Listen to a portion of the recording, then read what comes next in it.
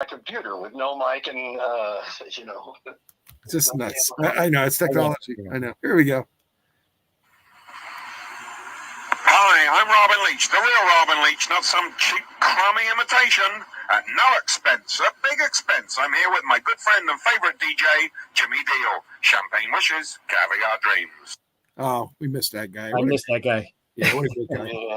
Yeah. By the way, everybody, we got a great show for you tonight. This is the doubleheader show we have. First, you heard Heavenly Cream, the acoustic tribute. Now you've got the Burrito Brothers, Mr. Chris P. Jones. Welcome to the Jimmy Diele Celebrity Spotlight Show. Hi, Chris. Well, thank you. I'm happy to be here. Actually, it's Chris P. James, but that's all right. It's one of those very common names. My eyes.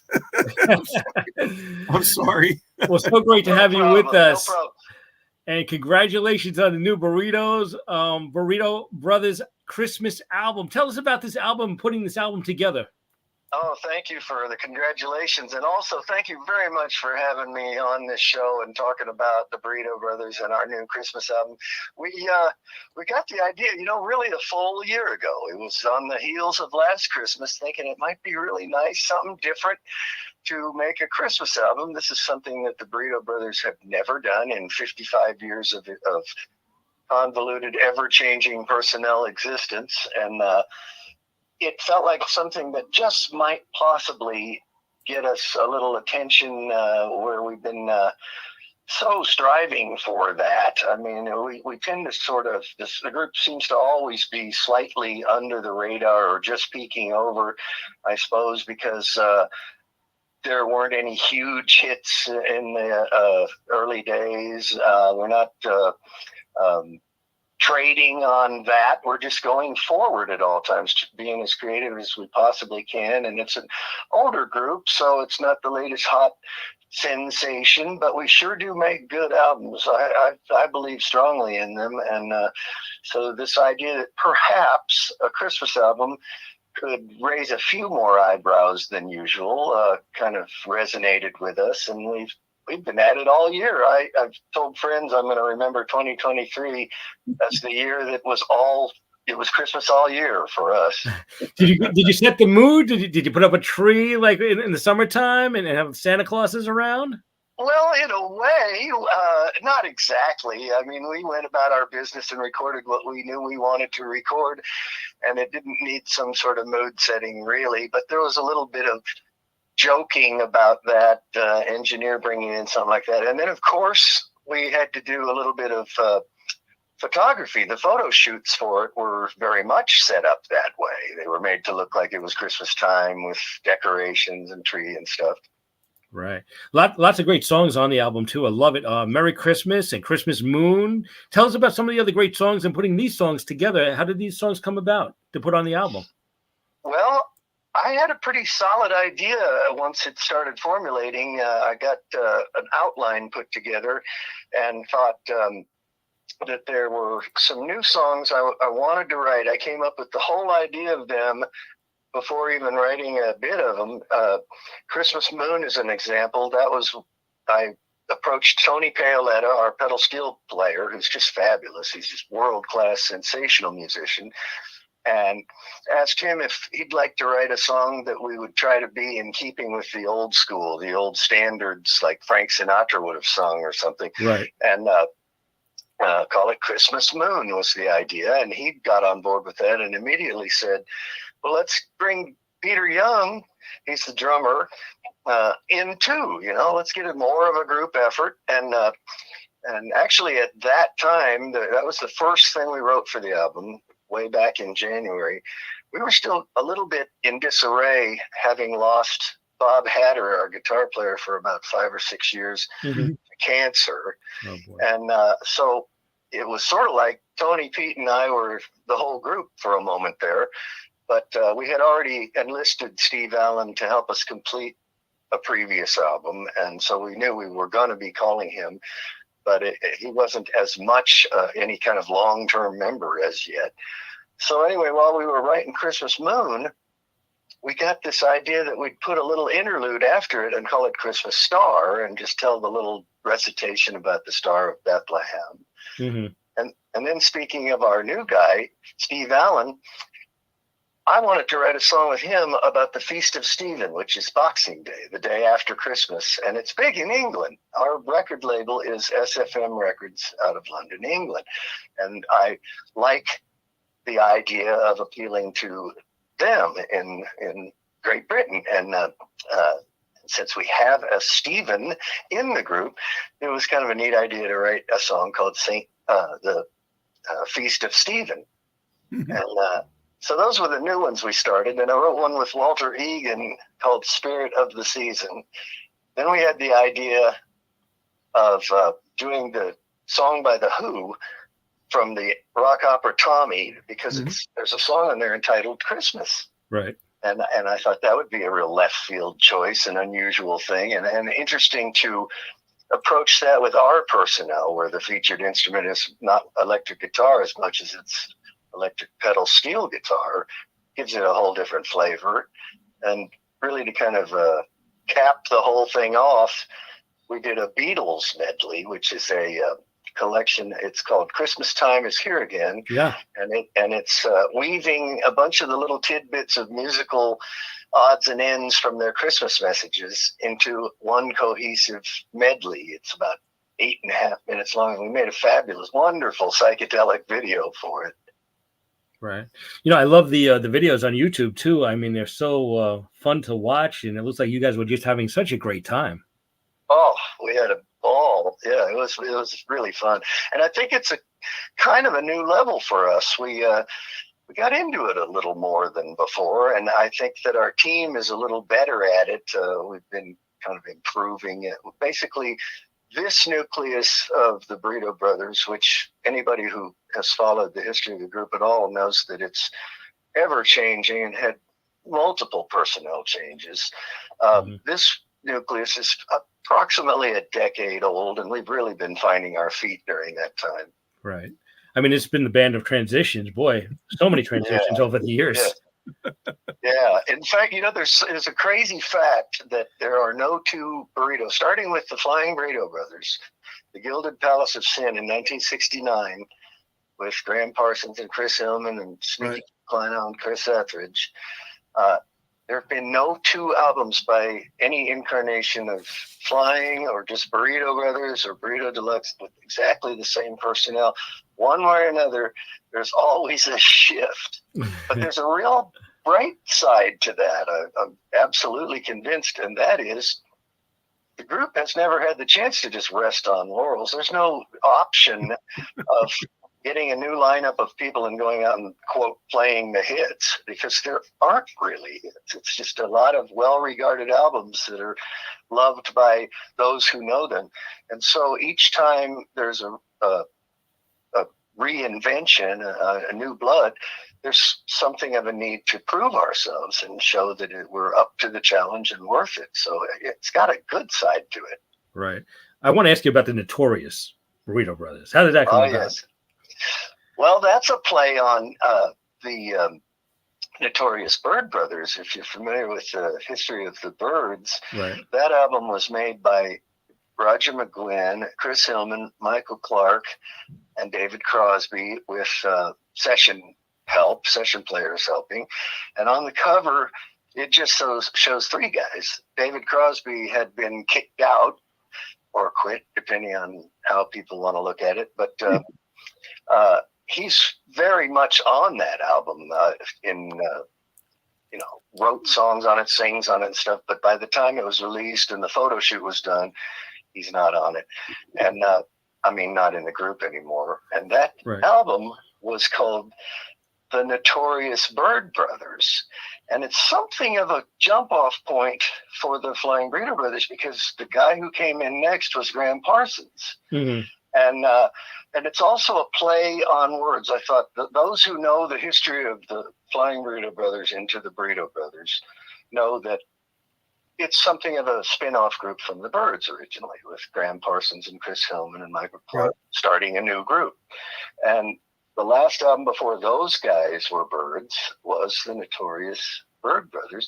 And then there's the side of it that we've dealt with not so much anymore. It's really faded away, but there's curmudgeonly older people who insists that you aren't the real Burrito. Nobody is unless Grandpa's is in it, which means there have been 50 plus years of fake Burrito Brothers in those people's minds. And so we're sort of throwing it back in their face and say, yeah, we're the notorious Burrito Brothers. I know Doc G has something for you. Go ahead, Doc. Yeah, I just want to say too, our friend Andy Kahn from the Turtles says hello. He was just beautiful! Saying hi to him. How nice. And but I wanted to ask you. So with some of the personnel changes, and I always like that too, because more personnel changes again leads to other bands, and then other bands lead to either more classic memories and stuff like that. So the Burrito Brothers, to me, are more like the Grateful Dead, right? But the Grateful Dead had a following. I get that. You guys have a following too. What makes you so iconic? What makes you so people remember the Burrito Brothers? Is it just the name? It could partly be, although I kind of think it's sort of a silly name. But there were lots of those. It's catchy enough. I love it. It kind of just flows right off the tongue. And I like the way it's BBs, the BBs for short. But it's certainly got a real solid, good, creative, worthwhile history. It's never been thought of as a dumb, negatively. It's never been thought of as a band that wasn't good and creative and envelope pushing to a degree. And I believe we've done that. I strongly believe we've done that. And I was going to throw in, when you mentioned the Turtles, how funny it is to mention them, because just today on Amazon, I ordered a Turtles album called The Battle of the Bands. Oh, okay. There's no accidents, right? But you had some great members, like you said, from the Byrds, Chris and Michael Clark, but you also had somebody from the Eagles, Bernie Leadon. That's right. In fact, he was in right away. He was on the second album, the one called Burrito Deluxe, which in later years became the name of the group for about a decade, for the first decade of this millennium, I believe, roughly. The idea was that they were going to sort of sidestep being directly called the Burrito Brothers or the Flying Burrito Brothers, since there was sort of a faction of people who poo-pooed it, who said, well, you're not the real Burrito. And when my turn came around, every few years or every decade, some record label or promoter asks some of the remaining members of the Burrito Brothers, every time one version of it kind of folds up shop, they always get enticed into, well, it's not without precedent. Let's start it back up. And they asked me to make a stab at acquiring the trademark rights to the name Burrito Brothers. And I'd never done that before, but it seemed like worth doing if it meant I could be in this group and make albums and have a deal and follow this legacy. And so, I often think, people need to put themselves in someone else's shoes. It looked right to me. And I followed through, and lo and behold, wasn't that hard to get. It was available for a group to be the Burrito Brothers in 2009. And we just simply had to prove enough about how, there were guys who had been on previous albums and had involvement with the group. And we even essentially okayed it with Chris Hillman. We were in touch with him, and he said that essentially my feeling was he was saying, oh, hell with it. Somebody's going to always do it, I guess. So go ahead. I don't care anymore. But he asked that we not use the word flying. He said that was going to kind of be the identifier of parts that were his. And it was interesting that wasn't a conflict with the U.S. Trademark Office, because he was not filing a trademark for a working group, an existing group. He was filing a trademark for a logo and for the ability to sell product from the days when he was in. And so that was just identified differently enough, and by his being flying and ours not, it all cleared. So, Chris, when you started, when you were you in the initial start of the Burrito Brothers, and what was your influences? Well, I certainly wasn't there at the beginning. I would have been about 13 years old, I think. But the first time I played with them, with the version that was going in the 80s in Nashville, was 1986. So I've been around. I've been waiting in the wings, so to speak. My influences were very much them, even though in their day, the first stuff, really everything Graham Parsons recorded wasn't a smash success by any stretch. It was under the radar, and he became well known years later, years after the fact. But for some strange reason, where I'm from in Wichita, Kansas, those country-ish hippie groups appealed to teenagers, appealed to us. We liked the first version of the Eagles, and we liked Pure Prairie League and Poco and Crosby, Stills and Nash. The list goes on and on. There was a whole scene there. Grateful Dead falls into that easily. And New Riders. That whole hippie country rock thing was very influential. I loved it. I do too. Go ahead, Jimmy. Yeah, I mean, the band has been together so many years, and it still keeps on pressing going forward, and that's so great. Tell us what keeps you motivated to keep the band going. Well, just that it's so neat to get to do it. And probably more than anything, the making of albums. That's absolutely my favorite thing to do. And I just love it. And to be working with people of this caliber who are on board with it all. Sometimes we've sort of joked about things not being smash successes and huge sellers, but never really felt like we're going to throw in the towel, because we just really like what we're doing and believe it's good musical art. And I have perhaps a slightly bittersweet idea that I believe one way or another we're going to get recognized for making albums that are this good, but I hope I see it in my lifetime. Tell us a little bit about Together. Great album.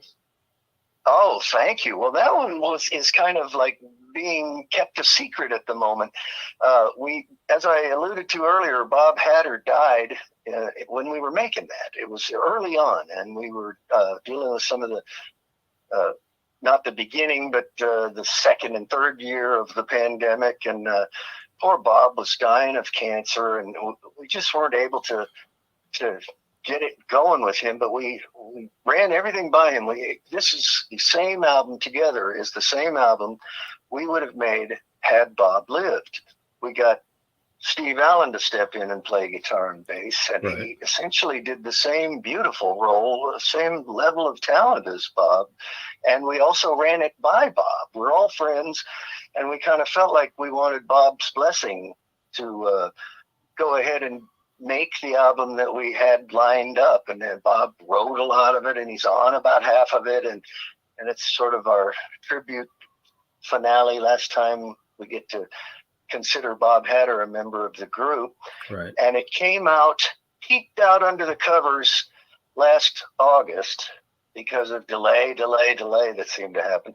And we'd been working all year on this Christmas album, and I just felt I really couldn't bear the thought of waiting, just putting the Christmas album on the shelf because Together was new, and waiting till next year because it feels like now. It feels like the thing we got together for now. We want to run with it.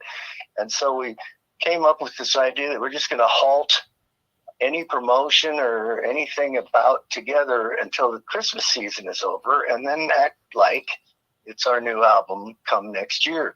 And that's not that far from the truth. I mean, it's a new album, and we're going to try to start promoting it and getting behind it. But right now we're focused on the Christmas album. Right. Tell us how can you get the Christmas album?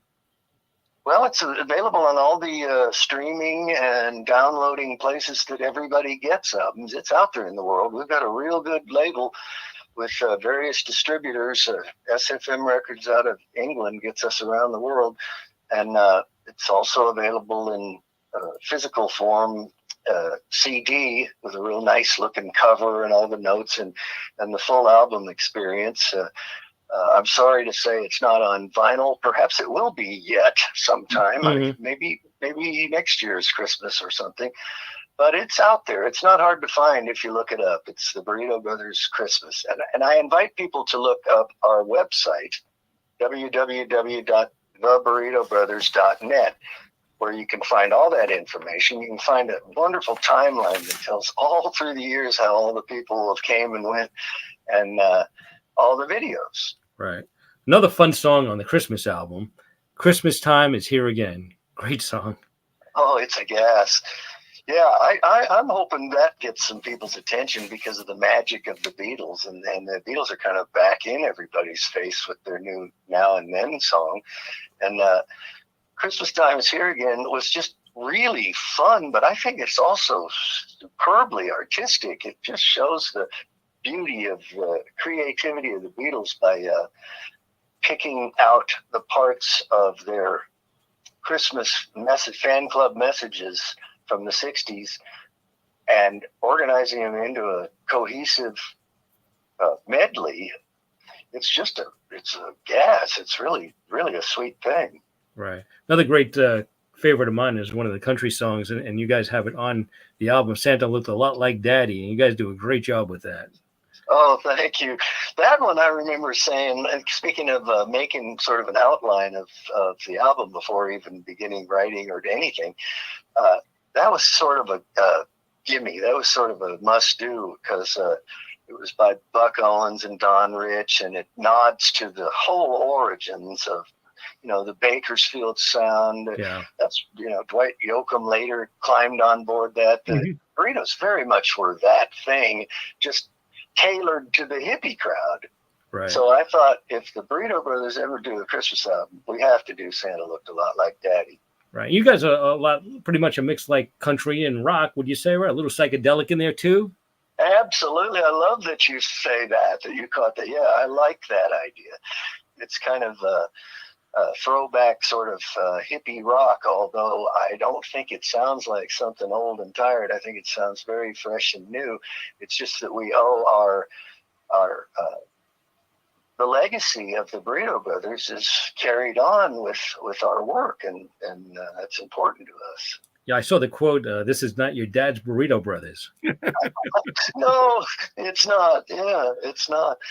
And but it is the Burrito Brothers. I mean, I think it very much, if you follow the lineage and know the history of the group, it's not a big sudden left turn of any elaborate kind, although I think it sounds slightly newer, more a thing of these days than previous lineups, previous decades. Right. Doc G, go ahead. You have something? Yeah, I wanted to ask you, now you brought up a point that I was going to say, Now and Then, the Beatles. Of course, we know it was made with AI. Will the Burrito Brothers attempt to use AI in the future, or is there any plans for any of that? Oh my! I have to ask it. It might kind of be a cat out of the bag thing, because I wasn't sure that's something to talk much about. But our wonderful representative in England, who got us our record deal in the first place, Bob Boiling, and get a load of that name. Bob Boiling is BB, like the Burrito Brothers. Right. Right. Seeing that perhaps the Beatles are leading the way, although it could turn into something, I'm sure, that's such a debatable situation where people are worried about it being misused and all. But he tossed out the idea, what if you got a Graham Parsons vocal that way and made a whole new track with today's Burrito Brothers? And boy, does that sound intriguing. I mean, I would think 99 out of 100 Graham Parsons fans would love it. They get to hear a whole new Graham Parsons song. I'm sure there's going to be somebody who'd say, how dare you, that's blasphemy. But boy, it sure seems pretty intriguing and like a cool idea to me. Well, yeah, you get the people that focus on both. I mean, I have people that say that they love the Now and Then song, and some people that say they don't like it. What is your view of the song? Oh, my view is emphatically love, but beyond that, I think it's just plain wrong to say anything negative about it. The Beatles have proven themselves so far beyond everybody and so long that it's a done deal. It's like who is anybody to think they could knock something those guys do? It just doesn't seem an option to me. You just accept it. It's just the thing they did. And, if you're not crazy about it, keep it to yourself, because it just sounds kind of dumb to be out there thinking you're important enough to tell people it's not good. And in my opinion, it's beautiful. It's very good. It's one more time we're hearing the Beatles. Yeah, absolutely. Yeah, Jimmy. Yeah, I saw the video too. Wild Horses Alive. Tell us about that. That would look fantastic. Oh, thank you. That was the best moment of a fairly kind of sloppy, thrown together Graham Parsons tribute that we did a few months back. Almost a last minute idea where Walter and Egan and I were talking about how this is the 50th anniversary of his death. And we had done, it's really a key element of my whole history. I think the Graham Parsons tribute I did in 1986 was probably my break into this world. In fact, I'm sure it is. It's all through the years I've done Graham Parsons tributes because I love the guy, and I'm all for being there and singing some of his songs if somebody wants to put on a night in honor of him. And I realized it's such a round number, 50 years exactly since he died. I did the 48th, I did the 43rd, whatever. I've done them all through the years. I didn't want to miss the 50th. And so we threw together our own little tribute. And unfortunately, it could have been a little better because it wasn't rehearsed, but it is what it is, and it wasn't bad. And then that one moment was absolutely just stellar, made the whole night worth it. I told our website guy, Warren Ells, can you isolate that and put that on as just a video of just that song? Because to me, it's just made the whole thing worth it. It was so beautiful. Right. You guys are such great musicians. Tell us a little bit about the other band members. Of course, there's Tony, there's Steve Allen, as you mentioned, there's Peter and yourself. Tell us how the whole group came together and working together. Well, Tony and Steve and Pete and I have all known each other for a long time. I would say about 30 years. I worked with Steve Allen or Bob Hatter during the 90s. Really all throughout that decade, 2 or 3 times a year, playing this group called the Lost Sideshow that did Doors music of all things. And it's hard to explain how much fun and how cool it was. It was never our career trajectory. It was a side trip we did now and then, but it was delightful. So I knew him all through that. And it's funny how as far back as then, it would be either he, Steve Allen, or Bob Hatter, who have now kind of crossed paths into this Burrito world too. And Peter Young was a drummer who played those shows some of the time. More often it was Rick Lano. And then Tony Paoletta, being a pedal steel guitar player, was obviously not going to be on the Doors shows, but he was a real good friend. He and Bob were friends from as far back as we remember.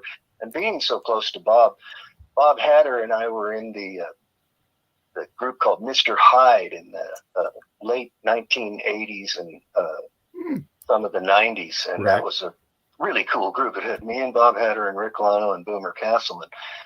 And as long as I knew Hatter, I knew Tony because they were such good friends, and we'd do sessions together and stuff. I've pieced together some archival CDs people can get. They can order them on our website that I call sidelines, that are what I regarded as orphan Burrito Brothers tracks that were in reality recorded by people who at some time or other were in the Burrito Brothers, but at the time actually weren't listed as Burrito Brothers sessions. They just sort of now result in being that. So Tony's on a lot of that.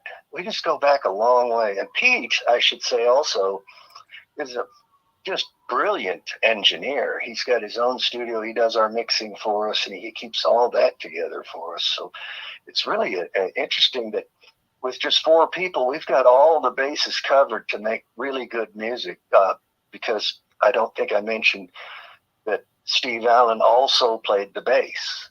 And before him, Bob did that. Oh, wow. Any tour in the plans?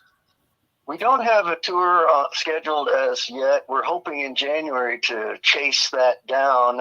We're putting feelers out and hoping that we can go overseas because our label is in England. But I don't have any specific dates to state right now. Being a group of older guys who have lots of contacts here in Nashville and get lots of regular session work with all sorts of other clients, Right. We're not that eager to just like, if we were half our age, climb in a van and hit the road, so to speak. So it's just hoping to find some nice stuff, hoping we can scare it up. And that usually does happen hot on the heels of a new Burrito Brothers album. Right. Now, you mentioned you worked with sessions there in Nashville. What country artist have you worked with, or any artist that you worked with there in Nashville? Oh, gosh. Well, let's see. There's some really good names I've worked with. More of them are longer ago. Ever since I became the leader of the Burrito Brothers, I don't really do sessions for other people. I lamented that to Hatter some 10 years ago and said, I'm a good enough keyboard player to do that stuff. And he said, yeah, but they all think of you as an artist. They don't think of you as a session player. And I thought, well, okay, I'll take that. That's kind of my role, front man in the group. But the others, boy, I think you kind of need to look up them. I know Tony's playing with people all the time. We just saw him the other night. Well, it was a little while back when not too long after Naomi Judd died. Okay. They put some footage of the Judds from the Tonight Show on, and Tony was playing steel with the Judds. Oh, okay. And Loretta Lynn, and oh my, the list goes. I'm sure I'm forgetting people. I played with Vince Gill and Rodney Crowell once or twice each. Wow, there's a couple names. A long time with Bobby Bear. Right. Gosh, I know they've all. I know Steve Allen got notoriety in the '80s out in L.A. with the rock group 2020. Right. And gosh, I should be more ready for the answer to that question.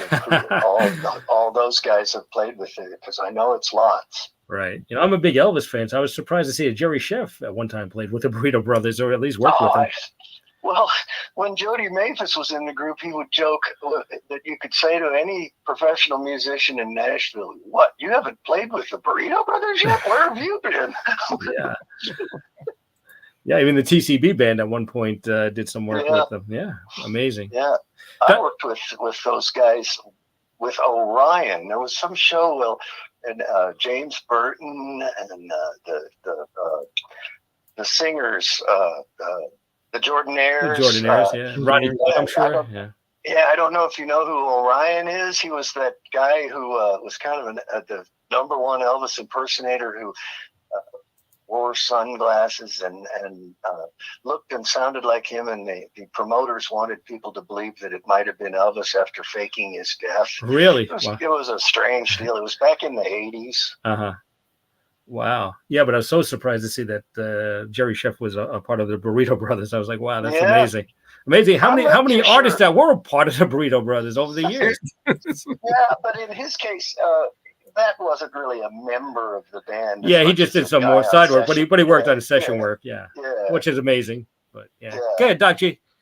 Yeah, again, we go back to the icons that was in the band, but that's really made who the Burrito Brothers were. Like you said, all different people, all different times, creating all different kinds of music from everybody that was in the band. Exactly. Yeah, that's true. Yeah, and Sneaky Pete looms pretty large. He's played with everybody from, at least one. I think he's on one of the Beatles. Is it John Lennon? I know he's on Frank Zappa album. He's on a Stevie Wonder album. He got out there a lot. And where did you guys record? Where did you record this album, and where did you record some of the others?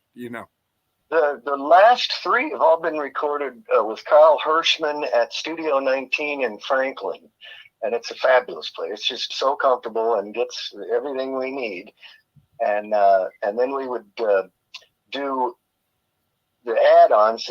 We did all our tracking and even a little bit of the overdub type stuff and adding some vocals there at Studio 19. But then to finish the album, any last thing, any more instrumental stuff we wanted to add or added vocals and mixing was done at Peter Young's own studio in the RCA building that's called Ultra Audio. Wow. Well, you know what, Chris, we're going to be heading out very soon, but we want to thank you for being here. Before you go, we'd just like to get a sweeper from you, say who you are, what band you're from, and you're listening to the Jimmy Deal Show on Hamilton Radio. And whatever you want to say, you can. It's no rush. All right. Well, thank you for having me. This is Chris P. James of the Burrito Brothers, and you're listening to the Jimmy Deal Show on Hamilton Radio. So look it up, and there's hamiltonradio.net as well. Fantastic. Thank you so much. I really appreciate you coming on the show. You were fantastic. We really do. I want to wish you a happy holidays, Merry Christmas to you, and Happy New Year. Yes, I hope everybody gets that Christmas album. It's fantastic. I've been playing it. It's great stuff. Yeah, I believe it's available on Amazon. Yep. Yes, what's that, Chris? And watch the videos. Yes, the videos are great. They're all over YouTube. Yes, absolutely. Thank you. Well, Chris, thank you so much. I appreciate it, man. Thank you, Chris. Holiday. Thank you, Jimmy. Take care. And Doc. All right, you're welcome. Bye-bye. You got it. Thanks, right. Chris. Bye-bye. All right. Have a great one. Bye-bye. All right, Jimmy, thanks for doing that on your phone. Yeah.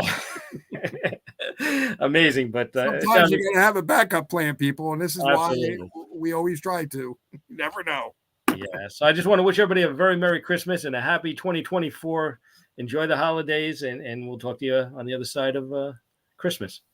Yeah, we'll be back, hopefully, if not in January, we'll be back in February with a new lineup of other guests and celebrities. If you guys want to email us or be part of our show or be a sponsor, you know how to get a hold of Jimmy. You know how to get a hold of me, admin at hamiltonradio.net, ADMIN at hamiltonradio.net, just like it says. And reach out to me, and we'll get you a sponsor in the Jimmy Deal Show. Oh, Jimmy, that'd be great. We need some sponsors, absolutely. And so thank you, everybody. I appreciate it so much. Thank you, Tom, for being out there. Yeah, I know. Cindy, of course. I got Trisha out in Sun City, Florida. Who was my mom in Brooklyn? We got Tommy and Marty out in Gravesend, Brooklyn. So many people listen to us all the week, every week, and every year. I appreciate it. You guys, are the best. All right. God bless everybody. Thank you. Happy New Year. Merry Christmas, everybody. Happy holidays. Happy holidays. Bye, everybody.